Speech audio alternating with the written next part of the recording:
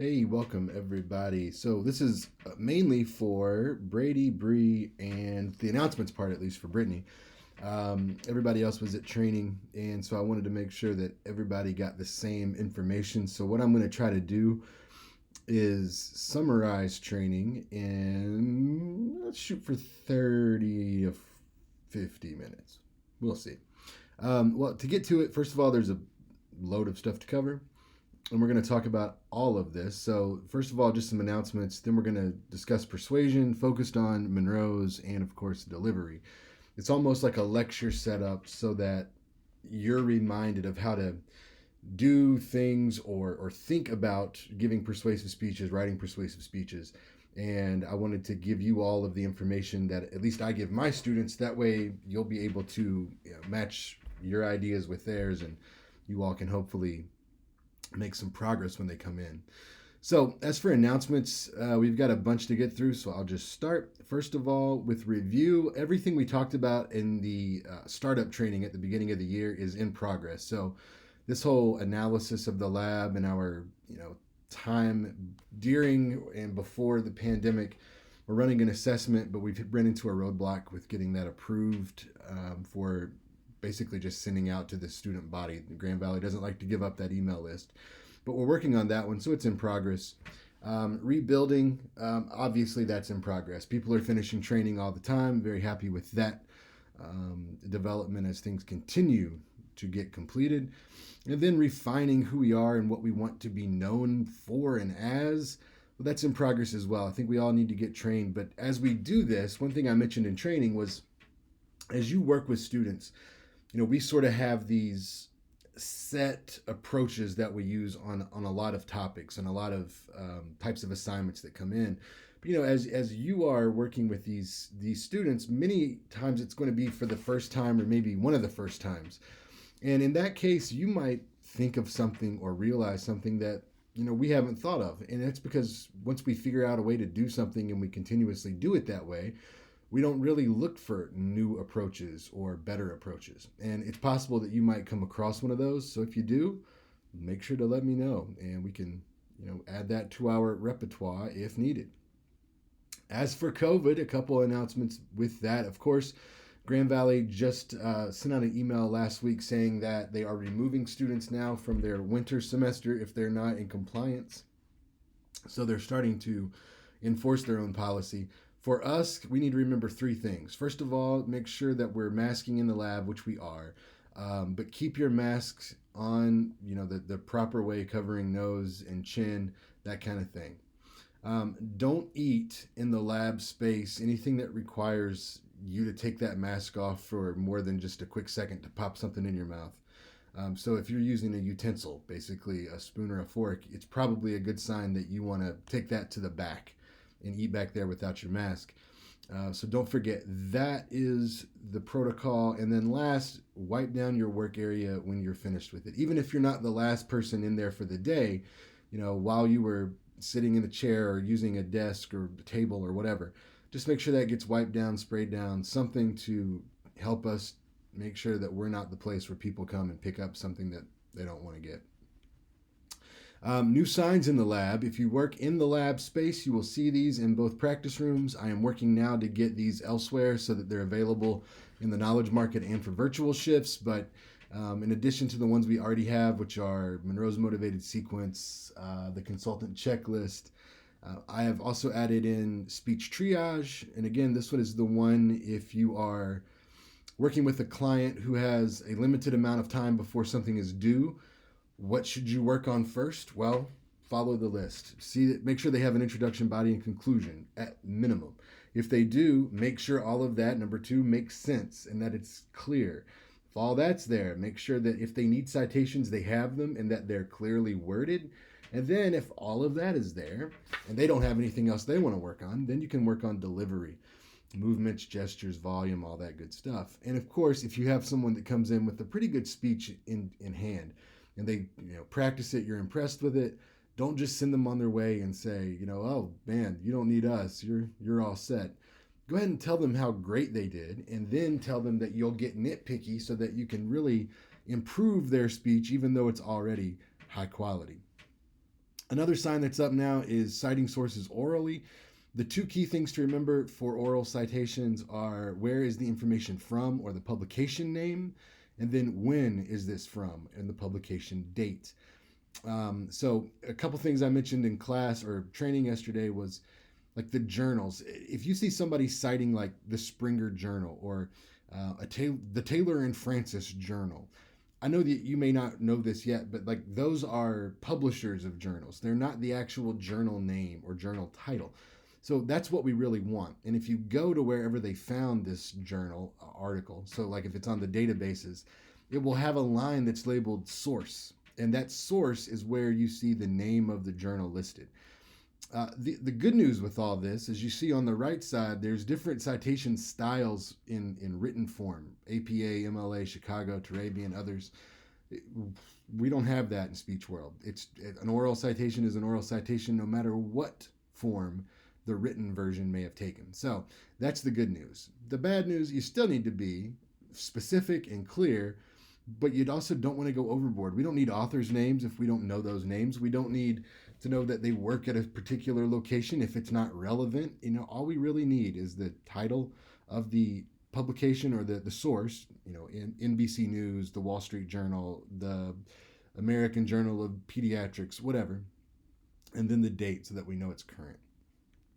Another one that I'm working on right now is speech apprehension, and I just want to focus on 4 things with that. So nervous is normal. When we work with students who are apprehensive, first, make sure that you normalize it. They're not alone. In fact, the people who are not nervous are the ones that may not be normal. Illusion of transparency, remind them of this. That simply says that when you as a speaker walk up and feel nervous, it always feels worse to you, the speaker, than it looks to them, the audience. In other words, they can't see inside you and see your rapid heartbeat, your churning stomach, your blood pumping. They could see some things on the outside, but most of them are not easily detectable. So that's sort of the silver lining for me. We're going to help them manage their anxiety. We can't cure it, but I think the first step is, knowing that you're normal if you're nervous and that it's never as bad as you think. Beyond that, ask the clients if they know what their symptoms are, and then give them some specific feedback or help that might help them deal with or manage that anxiety and that symptom of anxiety. So, for example, if they have a nervous stomach, tell them not to eat greasy foods. Don't tell them not to eat, but don't eat a lot. Don't eat heavy. If they sweat a lot, tell them to wear darker or thicker clothes so that we don't see that sweat. If they speak too quickly, tell them to practice slower so that when the nerves kick in and they speed up, they only speed up to an acceptable rate and not to a unacceptably fast rate. We all have our different approaches that we like for different symptoms, and so tell them what works for you if they have a similar symptom, and if not, ask. We can help with most symptoms. The broader approaches is the last thing. This is things like, be prepared, make sure you practice the right way. Don't try to be perfect because it's not going to happen. Take deep breaths, think positive. Anything that will get that mindset away from negativity and toward positivity, which will then increase chances of success. It's not magic, but it helps. So those are some signs coming up. One thing that's also coming up, you're likely to get in some group appointments. People will be coming to the lab with their team, if you will. I know Adrian Wallace's classes aren't coming in this semester because the only reason is Victor is going to their class, but I know Simon has some group projects, film and video. You'll see a variety. But a couple things I wanted to mention to you. First of all, book it. And this is for everybody, whether you're a consultant or front. It's that when you look at Book It and there's a group scheduled, what you're going to see, it's going to look like that one consultant has multiple appointments at the same time. So let's say it's, Brady is working with a group from 1 to 2. Well, the 1 to 1:30 is going to be booked out with like 4 names, and then the 1:30 to 2 with 4 names. Those are just the group members. Now, having said that, I have personally been screwed up with Book It because they have an error in there somehow that I got double booked on one shift. And so it's not automatic that multiple names at one time as a group, but that's usually what it should symbolize. So don't freak out if you see that. But during these consultations, be more leading, more direct than you may be with an individual. So instead of just saying, what do you think you could work on that would help you the most? Tell them what you think they can work on that would help them the most. Be more careful with time, always should be, but even with these groups, they've got a lot to get through. And again, part of being direct is keeping them on schedule. So don't be afraid to crack the whip and tell them, listen, we got to move on from this. We've got to go to these other things that we need to get accomplished today. Make sure that they have clear goals. That's one that you can let them do. You may need to help them establish the goals, but make sure that they understand what they're there to accomplish so that they can actually accomplish it. Nothing worse than having a group together and everybody's sort of going in a slightly different direction. It's ineffective. So make sure that they're all pulling in the same sort of direction with this. Go speaker by speaker, make sure they understand their roles, break it down so you're addressing it as a group, but then as individuals. Speaking of individuals, make sure that you talk to them about at least these two things that they may not think of, but will be crucial when it's time to actually do their presentation. First one, what will they be doing when they're not speaking? So if you look at the image here, I'm imagining that the guy right behind the woman is the one speaking. You've got the gentleman on the far end there, just looks like he's sort of zoned out. You got the guy beside him with his eyes closed, and then the woman here in the foreground staring off. You want to look at the speaker if you're in a group and they're speaking. You might look out to the audience and like, wow, that was a good point, and then right back to the speaker. Because if I'm looking at the speaker and the audience is looking at me, they deflect and look at the speaker as well. So make them aware of where their eyes are, what their hands are doing, if they're bouncing, swaying, etc. Handoffs between speakers are also important. The thing that I just don't want any group to leave here, then go to give their presentations and that be the first time in the moment where they're like, wait a minute, what should we do with our transitions from one speaker to the next? I don't want them to sort of do the whole like, wait, is it you? Is it me? Oh, you go. Okay. We don't want that. So make sure that they have a smooth plan for this transition. If they don't, here's what I recommend. Think of like your local news. When the weather report then goes into the sports report, it's never like, and that's the weather. Hi, I'm Carl with sports, and today, no. It's much smoother than that. It'll be something like, so with that weather report, it's clearly a great weekend to get out and enjoy some of this last sunny days of the season. And it sounds like we'll have some good things to do, won't we there, Jim? Oh, that's right, Bob. We've got the Whitecaps tonight and a doubleheader. And so it's just flowed right in. That's what we're looking for with these handoffs. You could even do it like a traditional speech and say things like, now that you understand A, Grace is going to tell you about B. Oh, thanks, Carl, for telling us about A. I am Grace, and here is B, and then present it that way. Anything is better than this absence of a good transition. Something solid is really important. Another announcement, holiday party. We will have one. We always do when we're in person.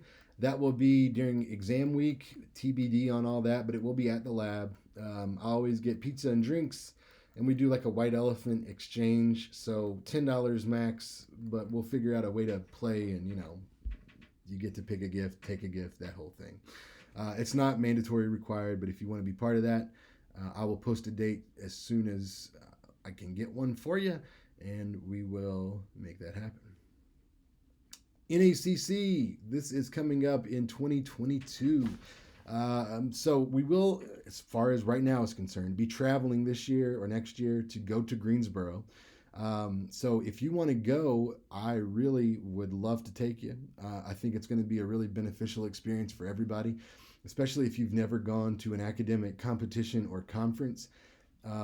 It can really open your eyes to a few different things. I think for me, the most enjoyable part is when we go to NACC, where we are the big dogs there. I mean, it's like, if you want to compare it to like college football, we're like the Alabama of football when it comes to speech centers and comm centers. And so, it's a good feeling when you walk in and people are sort of in awe and appreciative of you. Now, for this, you do need to do some work to go, and that would be in the form of research or a gift session. And so let me just explain that just briefly. Research is pretty clear. You can research any topic you want to that relates to the work we do in some way. It can be rather loose, but if we can make it fit, we can. It can be something you've already done or that you're currently working on for another class. It can be a completely new project. It's completely up to you. But if you want to do that, let me know ASAP and we can start getting ready for you to come up with an idea that will get you there. If research isn't really your thing, but you can think of something that we do at our lab that you would think, man, that would be really cool for other places to know how we do that because it works well for us. I bet it would work well for them. The GIFT stands for Great Idea for Teaching, and then it's usually S, Great Idea for Teaching Speech. And so whatever that thing is that we do that you want to share, you could do that during a GIFT session. So we would travel on the 24th and 27th. The conference is the 25th and 26th. All you have to pay for is like literally 2 meals, I think. Everything else is covered if you do the research. So, the speech lab will pay for your airfare, your conference entry, and your hotel. Everything else we can get from the undergraduate research center, I think it's called. Anyway, we'll get the money for you. Don't worry. So don't let that be at all factored into your decision to either do something or not. Money is not an issue. Training videos. I know we've got a lot of new consultants and I have made training videos for them. It is definitely aimed at them. However, for everyone, you should go back and watch some of these videos. They're brief and they're good reminders. Really, anytime that you are doing this kind of work, you're going to have a variety of different types of appointments frequently, and that means that sometimes you'll forget how to handle some situations. These videos might help with that, or if you are in the future in one of those situations, it could help there as well. So make sure that you're watching the videos on your shift while you're being paid. I'm not asking you to do it for free or off the clock, but next time you're at work and you have downtime, go back, watch the videos, even if you're already trained. All right, next announcement deals with ASD, or Autism Spectrum Disorder. A few years ago in 2017, we had a couple people doing research on how comm centers can best assist students who are on the spectrum. And, we found some facts here that it's being on the spectrum is quite common. In 2017, there were 540 students at GVSU that were willing to say that they had been diagnosed and were on the spectrum. The reason I bring this up, though, is because, a few reasons. One, sometimes, not always, sometimes folks on the spectrum might have some different needs than our traditional typical students. And I want to note those. So we came up with 5 suggestions for these folks, working with these folks. Number 1 is give more concrete feedback and a clear plan of action. So again, like groups, instead of saying, what do you think you should do next and what do you want to work on between now and speech day, go ahead and tell them, okay, this was good, this needs to be fixed, and this was all right. Then give them the plan of action. Continue to practice these parts, fix this part, review this part, and then practice it as a whole. I mean, really step-by-step kind of stuff. Again, not everyone on the spectrum needs that, but some do.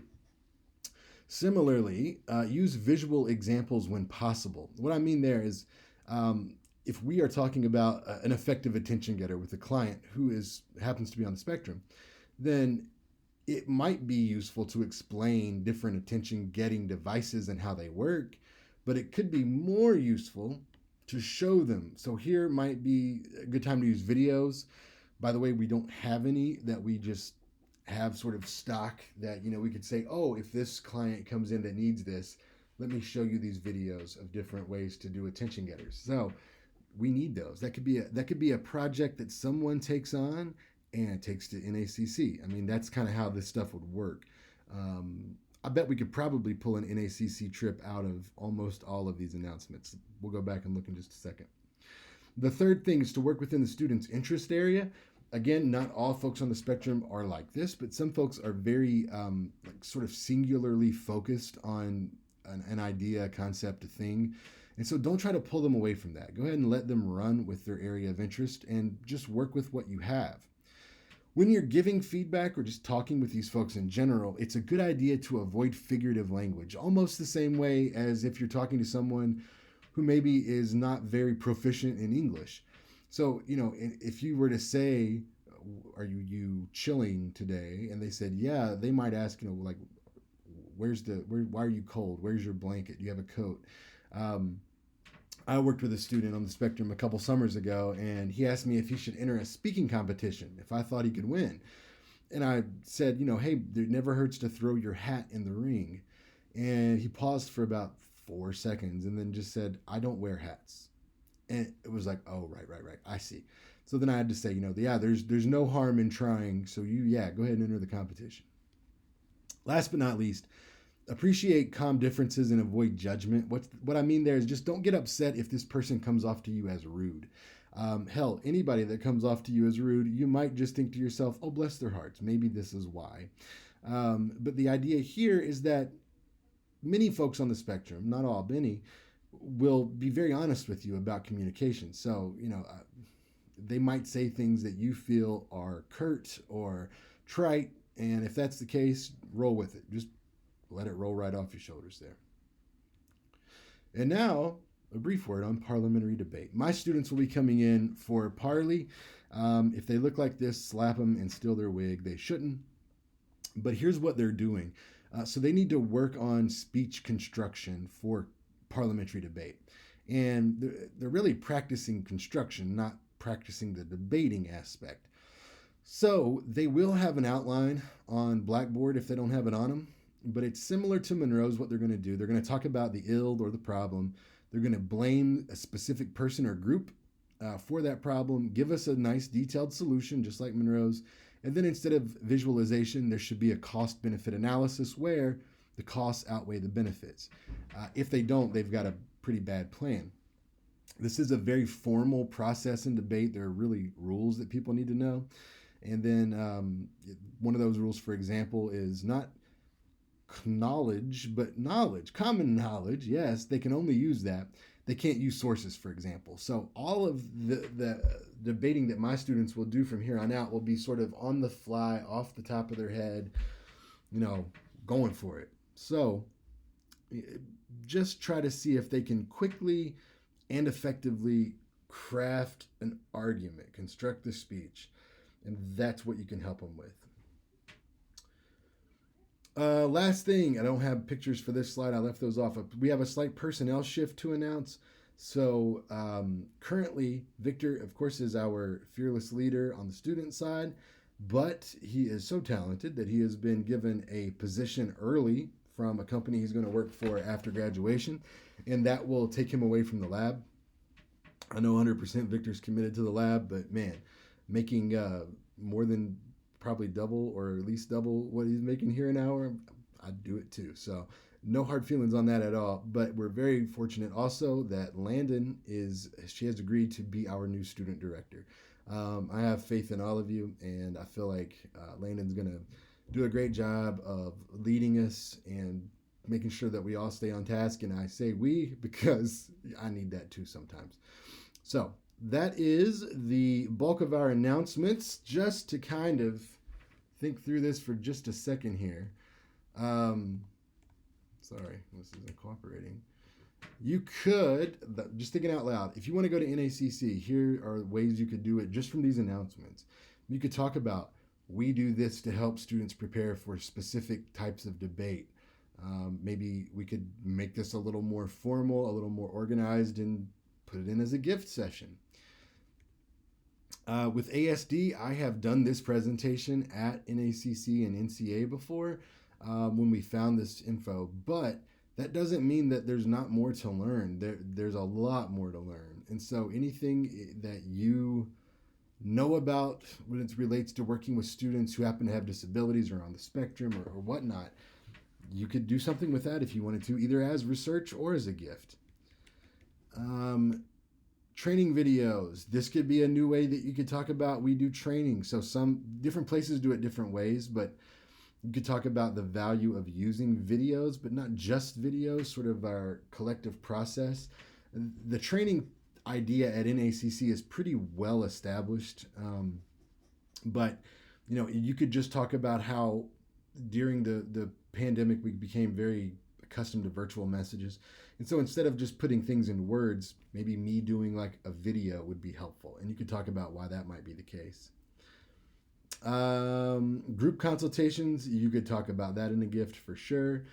You could talk about these signs as a gift, posting these in your lab. Now it looks nice. It's decorative, decorative ish. You can do them for free if you have the equipment, which is just a printer and a laminator, which is cheap on Amazon. Or you can have these things blown up and printed out professionally, like we did with some of our others. So it's a pretty inexpensive way to remind consultants to really be consistent with the way that they give advice. You could roll with that one for sure. And then I think everybody's doing COVID, so we don't probably want to get into that. But as you can see, there's lots of ways to get to NACC. You could just take these announcements and find 4 or 5. So if there's anything else that you have in mind, let me know, and we'll figure out a way to make it work. And if not, we'll come up with something else. Okay, so that is it for the announcements. I'm going to stop it there, and then I will post another video with the training content. And so if you're a consultant, definitely watch the next one, and I will see you shortly.